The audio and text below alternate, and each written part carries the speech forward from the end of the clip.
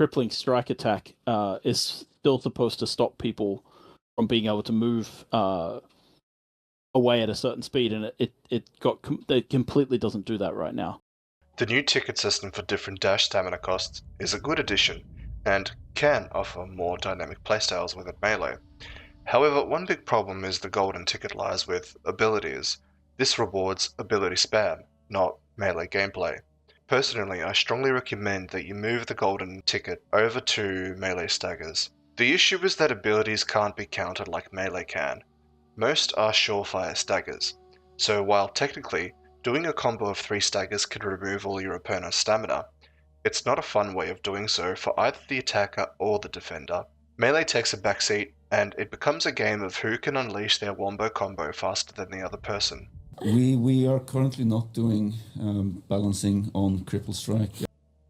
What strikes me as odd is that Cripple Strike definitely did have some changes.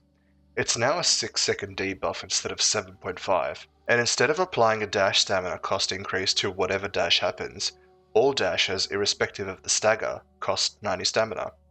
What's interesting is that this mimics one of the 2 pre-nerf Crippling Strike features, the cost of stamina while dashing.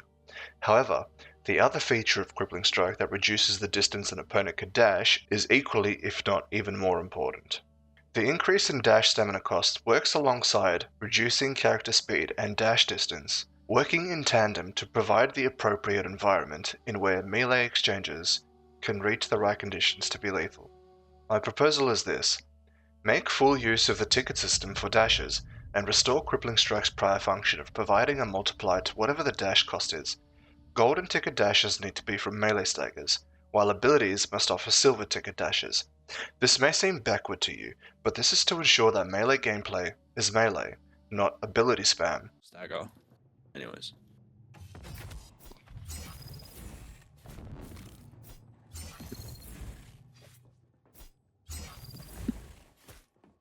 And then I catch you. Yeah, cripple. Heavy. And then dash, and then heavy. But see, like, sure that works to keep up with you. But like what I'm saying is, like, I'm already almost fucking stammed out trying to keep up. Ability staggers costing more than melee staggers and rewarding with less potential stamina loss may seem backwards to you, but you need to understand that abilities are surefire staggers. You press a button, your opponent is staggered, and they are forced to dodge.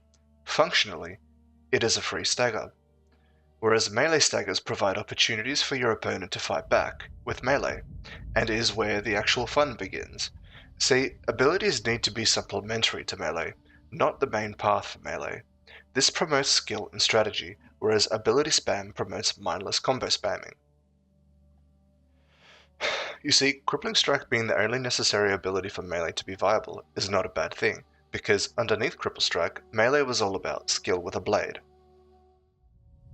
The reason I have this listed as 10 to 30 is because spending 10 stamina is the minimum amount to achieve a stagger, whereas spending 30 is the maximum. As such, with abilities, 15 is the minimum amount you need to spend for a free stagger, with things like knee charge or prana bintu strikes, and 45 is the maximum you can spend on a stagger with things like compel. This can be countered with a blade, and by doing so, creates what is called melee combat. This, however, cannot be counted, and should only be a supplementary tactic. The reason there is 2 charts here, one with a 1.3 times increase versus one with a 2 times increase.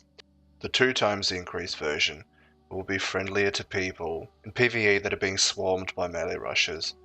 Now that we have a plan for dynamic stamina costs, you need to understand if the dash distance under the effect of Cripple Strike isn't reduced, none of this will make any meaningful changes. That is the second part of the equation.